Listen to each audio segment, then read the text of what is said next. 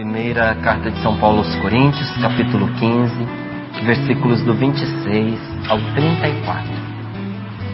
O último inimigo a ser destruído é a morte.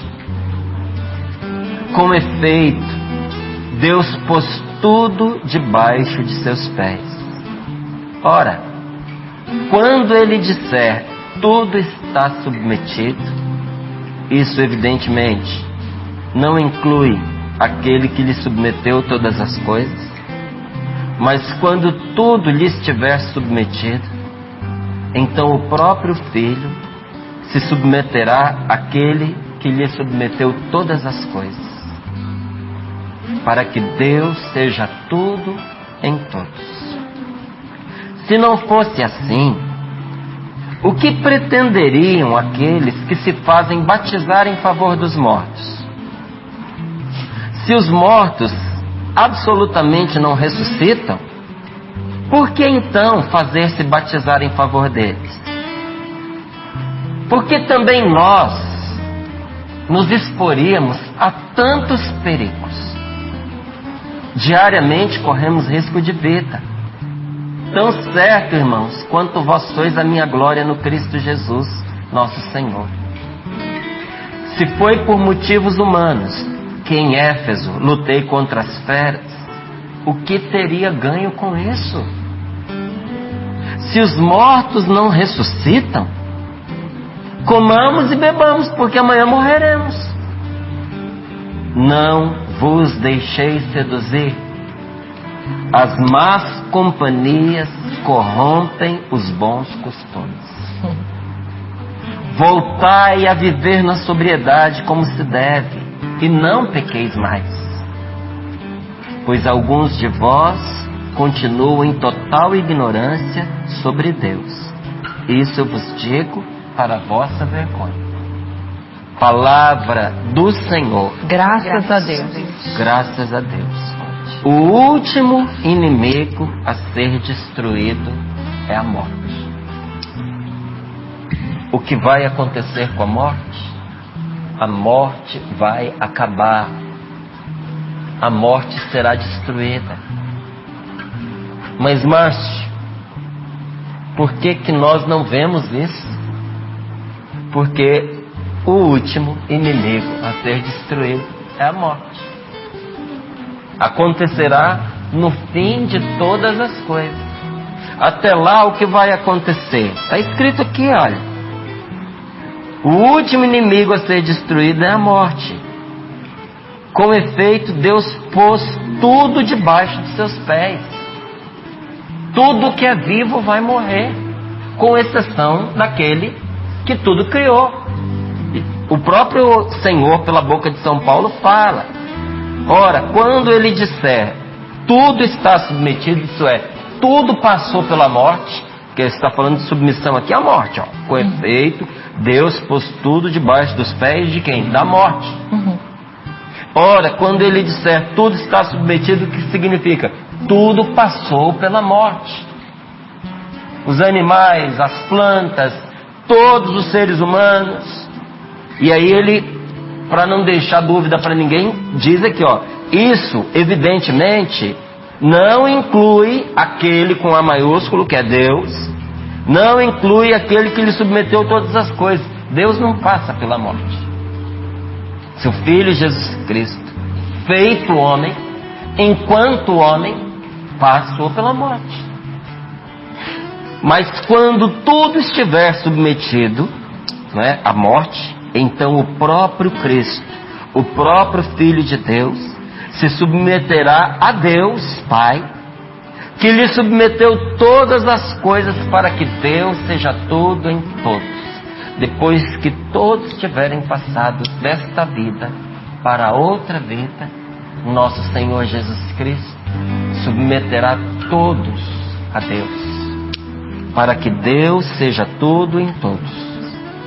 E isso é uma coisa tão forte que está gravada dentro de nosso coração. Por que nós somos inclinados a acreditar na ressurreição, gente? Mesmo quem duvida, duvida acreditando. Em muitas coisas tem gente que acredita com o pé atrás. Sobre a vida depois da morte tem gente que duvida com o pé atrás. Porque algo dentro de nós nos diz que nós não fomos feitos para simplesmente nos extinguirmos com a morte. Algo dentro de nós sofre e nos diz: não é possível. Nós não fomos feitos para acabar. Depois de tudo que vivemos, de lindo, de belo, das pessoas que nós amamos, será como um apagão? Uma chama que se vai? Não, não é possível. Por que nós não nos conformamos com isso? Porque primeiro, nós não fomos feitos para a morte. Segundo, Deus escreveu no nosso coração que nós vamos ressuscitar. Se não fosse assim, seria um sossego. Você pensar que depois de ter vivido, acabou. Acabou simplesmente, não seria um sossego? Por que a gente luta, a gente se agonia diante da ideia do fim, de acabar? Porque nós não fomos feitos para isso. Porque depois de uma vida, às vezes, cansativa, cheia de enfermidades, não é? De sofrimentos, de dores, para muitos, o fim de todas as coisas seria um alívio. Mas a pessoa não quer. Por que ela não quer? Porque vai contra a natureza do ser humano assumir sobre si um fim que Deus não decretou para ele. Deus não nos fez por um tempo, Deus nos fez para a eternidade. E olha, esse é o grande perigo das pessoas que vivem a parte de Deus e até contra Deus. Porque o inferno é uma existência eterna, afastado de Deus, longe do amor de Deus. Esse é o grande inferno de Satanás. Você já parou para pensar que o demônio tem um inferno dele? Ele vive um inferno? Porque existem tantos infernos quanto as pessoas que vão para lá. Porque o inferno de cada um é diferente do outro. Qual é o grande inferno do demônio? Ele não se criou, então ele não pode se descriar. Ele não pode desistir da existência e simplesmente decidir: eu não vou existir mais. Isso não está nas mãos dele. Mas, Márcio, Deus não poderia simplesmente extingui-lo? Sim. Só que Deus não toma de volta os dons que Ele dá. Os dons de Deus são irrevogáveis. E quando Deus chama uma pessoa à existência, Ele faz isso com amor e é para sempre. E o que é o inferno? O inferno é a vida, é a existência daquela pessoa, daquele indivíduo, que escolheu passar a sua eternidade longe de Deus, contra Deus, aprofundando rancores, aprofundando tristezas, mágoas, ódios, ressentimentos. Você já imaginou uma eternidade para você aprofundar tudo que existe de pior em você? É uma coisa terrível de se pensar. Mas enfim, dentro de nós está gravado que nós não fomos feitos para o fim, para acabar. E por isso havia na antiguidade essa prática que São Paulo cita aqui. Se não fosse assim, o que pretenderiam aqueles que se fazem batizar em favor dos mortos? Se os mortos não ressuscitam, então por que entre vocês tem gente se batizando por aquelas pessoas que morreram sem o batismo? Olha lá, se os mortos absolutamente não ressuscitam, por que então se fazer batizar em favor deles? Porque também nós nos exporíamos a tantos perigos, correndo o risco de morte o tempo inteiro, se os mortos não ressuscitam. São Paulo coloca esse quadro diante dos nossos olhos para nos garantir uma coisa. Ele só quer nos garantir uma coisa nessa palavra: a morte será destruída. E essa certeza era tão grande, mas tão grande, que havia uma prática em que algumas pessoas se faziam batizar em favor dos que haviam morrido sem o batismo. Mas, Márcio, isso existe ainda hoje? Não, a igreja percebeu que isso não era uma coisa necessária. Mas naquela época, eles achavam que isso era uma coisa importante. E até que fossem devidamente esclarecidos, essa prática era comum entre eles. Mal não fazia. Mas depois a igreja foi amadurecendo e percebendo que era desnecessário. Pela ressurreição, gente, valia a pena os riscos de morte. É melhor a gente morrer do que a gente perder a vida eterna. São Domingos Sábio, ele dizia: antes morrer do que pecar. Porque se eu morro, morre minha carne, morre esse corpo que vai ressuscitar um dia. E queira Deus glorioso. Agora, se eu peco, eu morro por dentro, eu morro para a graça de Deus. E corro o risco de perder a minha vida eterna. E ingressar na segunda morte, que essa sim é uma desgraça. A primeira morte, que é a passagem dessa vida para uma outra vida, isso não é um problema. É uma passagem. Mas a segunda morte, da qual fala a Escritura, essa sim é uma desgraça. E o pecado pode nos levar a essa morte espiritual. Por isso que Deus, na sua palavra, e Nossa Senhora nas suas aparições, insistem tanto para que nós tomemos o cuidado de não morrer em estado de pecado mortal. Que o pecado mortal tem esse nome porque leva-nos à segunda morte. E pode nos levar para o inferno. E é por essa razão também que a gente insiste tanto para que as pessoas busquem a cura interior. Porque tem muita gente que, por causa das feridas que trazem do seu passado, da sua história, essas lembranças negativas que a atormentam, vivem cometendo pecado por causa dessas feridas. Agora, pecado mortal é pecado mortal, não importa se ele é fruto da malícia ou se ele é fruto de uma ferida que a gente traz na nossa história. Ele é um pecado que, uma vez cometido e amalgamado ao nosso ser, pode nos levar para o inferno. Agora, pela ressurreição, valia a pena correr os riscos de morte que São Paulo corria, que os apóstolos corriam, que os discípulos corriam. Os piores riscos, gente, na nossa vida, os piores perigos podem ser enfrentados quando a gente tem a convicção de que depois desta vida nos espera a vida eterna. Quando você tem clareza, quando você tem certeza, quando você alimenta esta fé, que depois desta vida te espera a vida eterna, não tem perigo que faça você pensar em desistir das coisas de Deus ou de Deus. De jeito nenhum. Mas quando a gente perde a fé na ressurreição, a gente perde tudo. Quando se perde a fé na ressurreição, comer, beber, vestir e passear se torna o objetivo da vida da gente. E transar. Comer, beber, transar, vestir, passear. É uma vida mundana.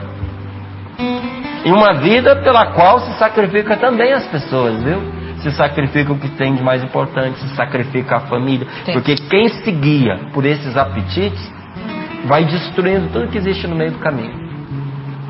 Para se satisfazer, destrói os filhos, destrói o cônjuge, destrói a alegria dos pais. Quantos filhos destruíram a alegria do pai e da mãe? Pai criou com tanto carinho, mãe deu tanto amor, deu para o filho que eles não tiveram. Deixaram de comer para dar de comer. Quantos pais, gente, com todo sacrifício, pagaram escola, formaram seus filhos na faculdade, e aí depois a pessoa está lá, já estabelecida na vida, entediada, acha que pode fazer qualquer coisa, se envolve com drogas, se entrega à prostituição, à promiscuidade, transforma a sua vida numa gana pelo poder, se torna uma pessoa arrogante, soberba, porque adquiriu outros valores na vida. Para ela, viver é mandar, é exigir, é fazer cumprir a própria vontade. E para isso, lida com as pessoas de forma descartável. Você não faz o que eu quero? Fora. Você não está ao meu gosto? Fora. A gente vai desclassificando as pessoas da nossa vida, muitas vezes sem medir as consequências das nossas atitudes sobre ela.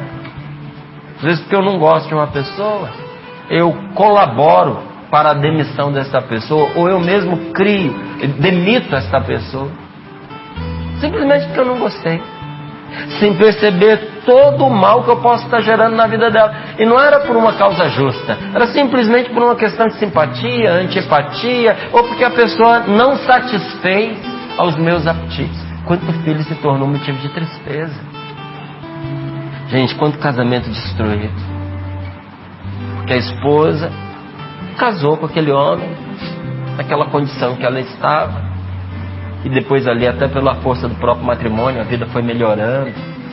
Eles foram juntos trabalhando, entrou um dinheirinho, teve estabilidade. Aí ela resolveu fazer a faculdade, e ali envolvendo-se com más companhias, envolvendo-se com muitas amigas que já vinham de uma família destruída, e às vezes até com inveja do bom relacionamento que tinha com o marido, começa a buzinar ali no ouvido dela fantasias. Ah, mas você está fazendo faculdade agora? Não, é que a gente veio de uma vida muito simples. E o seu marido? Não, meu marido ele não fez para que eu pudesse fazer. Ah, não, mas você tem um potencial muito maior. Você vai gastar sua vida ao lado deste homem. Você merece uma coisa melhor. Você merece curtir a sua vida. Esse homem não tem condições de te acompanhar. É um chucro, é um tosco, é um simplório. Simplório que trabalhou, que se esforçou, que acreditou e que permitiu que ela fosse fazer uma faculdade que talvez sem ele ela não teria conseguido. Quantas esposas, gente, perderam seu marido porque depois de ter conseguido estabilidade ao lado dela, quando ganhou um dinheirinho a mais, resolveu gastar com outras. Olha, bendita palavra que vem abrir os nossos olhos e nos dizer esta verdade. Más companhias corrompem os bons costumes. E quando a gente perde a fé na ressurreição, a gente se torna presa fácil de qualquer má companhia. Porque comer e beber se tornou o objetivo da vida. Flertar se tornou o objetivo da vida. Quando amar não é o objetivo da nossa vida, porque nós fomos postos nesse mundo para amar. Mas quando amar não é mais o objetivo da nossa vida, a gente se perde em tantas outras coisas. Que coisa triste. E muitas vezes a perda da fé e a perda dos bons costumes que nos firmam no caminho de Deus se dá pelas más companhias. Então aqui, olha, me permita abrir um parêntesezinho para você que é pai, para você que é mãe. Cuide das companhias com as quais o seu filho, sua filha andam envolvidos.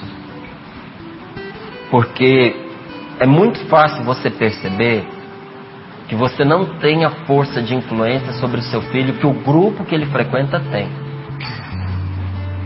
Quantos pais que são do norte do Brasil estão morando em São Paulo, no Rio de Janeiro? Quantos pais que são do nordeste do Brasil, mas estão morando em São Paulo, no Rio de Janeiro? Pais que ensinaram seus filhos a falar.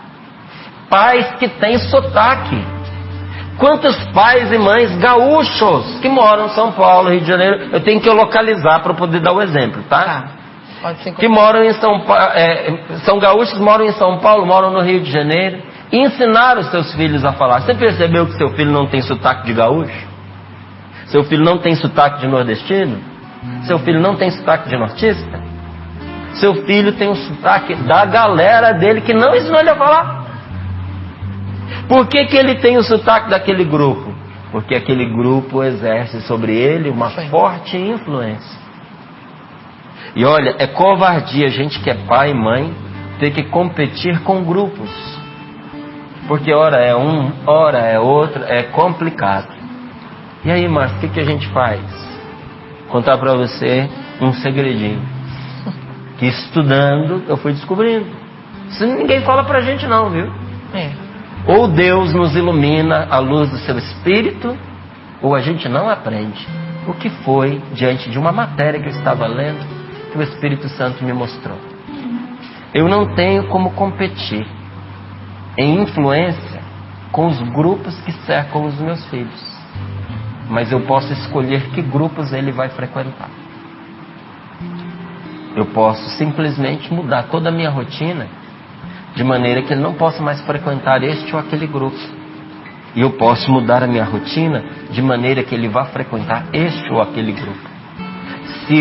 Se as más companhias estão corrompendo seus filhos, troque de escola, troque de bairro, troque de cidade. Mas isso vai demandar tanto esforço e dinheiro. Você não sabe o dinheiro que você gasta para recuperar um tóxico dependente.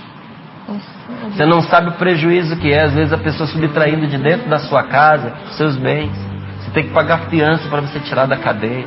A tristeza que é você ver um filho em situações de indigência.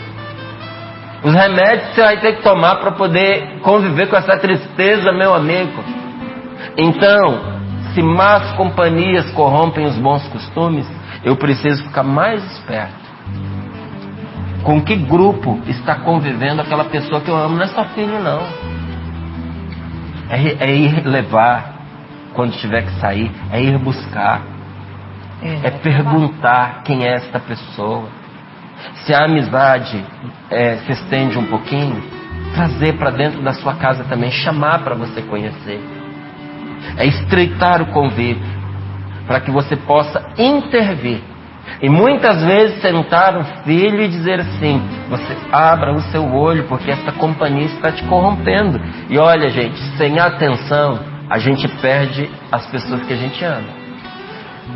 Eu estou te dizendo isso com base na escola da vida, que eu tenho filhos. E olha, quantas conversas nós tivemos, e graças a Deus, até hoje, bem a tempo. Porque a gente percebia a influência.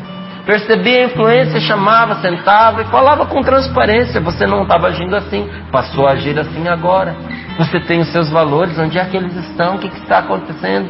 Não, no final acaba contando. Mas companhias corrompem os bons costumes. Mas companhias, gente, arrastam para o buraco, arrastam para a perdição. E não é só jovem, não é só criança. Com adulto e com idoso também. É só uma questão de tempo. Canoa furada vai ao fundo.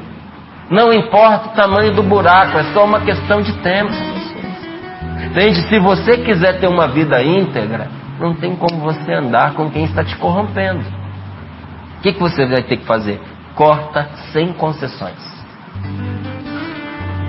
Se a pessoa está te arrastando para o mal, não tem conversa, corta. Passa a conviver com outro tipo de pessoa. Por isso é tão importante a gente conhecer pessoas de bem, com bom caráter, a fim de a gente escolher essas pessoas para a nossa amizade, para o nosso círculo de amigos. Eu tenho feito as contas. Depois que eu passei dos 40, a gente começa a contar regressivo, né? Não estou velho, mas já comecei as minhas contagens regressivas. Quanto tempo eu ainda tenho para viver? E é interessante, gente, que essa marca aí dos 40, ela é realmente uma marca. O corpo sente, a mentalidade da gente muda um bocado. E você começa a perceber que você não tem tempo para desperdiçar com quem não leva você a sério, com quem não ama você, com quem não compactua com você na missão de vida que Deus lhe deu. Porque o tempo que você gasta com uma má companhia é o tempo que você poderia estar dedicando a uma boa companhia. Então, eu tenho que fazer escolha. Eu quero escolher para o meu convívio gente de Deus, gente boa, gente com caráter, gente com princípios, gente com valores. Do mesmo modo que eu escolho as pessoas, e a gente tem que escolher. A vida é escolha. Quando você diz assim, eu não vou escolher as pessoas, você já escolheu. Abrir mão de fazer uma escolha é fazer uma escolha. Porque se você não escolhe, vem todo tipo de coisa. Mas vem muito mais do que não presta. Porque pessoas de bem estão escolhendo. E talvez não escolham ficar do seu lado por causa das companhias que você traz com você. Então, do mesmo modo como a gente escolhe com quem a gente quer dedicar a vida e o nosso tempo, tá certo? Estou falando de excluir as pessoas não, tá? Mas estou falando de ser mal educado, de desprezar. Não é isso. Não é isso. Mas é de você escolher com quem você gasta o seu tempo precioso. Se existe uma pessoa que quer estar com você, que quer conviver com você, que ela se torne uma pessoa de caráter, uma pessoa de bem. Vai ser bom para ela, vai ser bom para você também. Agora, enquanto a pessoa estiver andando num caminho ruim, você não tem obrigação de andar com ela não, amigo. Me desculpe, tá certo? Então, do mesmo modo que a gente escolhe as pessoas para estar no nosso convívio mais estreito, mais sagrado, a gente também não deve cultivar sentimentos ruins dentro de nós, pensamentos ruins dentro do nosso coração, porque eles se tornam também para nós uma companhia que nos levam aos maus costumes, corrompem os bons costumes, sabe? Não cultive dentro de você coisas ruins. Não cultive fora de você a companhia de quem tem prazer em andar errado. É só isso. Não é? Porque errar, todo mundo erra. Não é questão da gente julgar uma pessoa, taxá-la por um erro que ela cometeu. Às vezes a pessoa cometeu um erro terrível, até um crime, mas você vê a tristeza, o desgosto, o arrependimento. É que essa pessoa não é assim.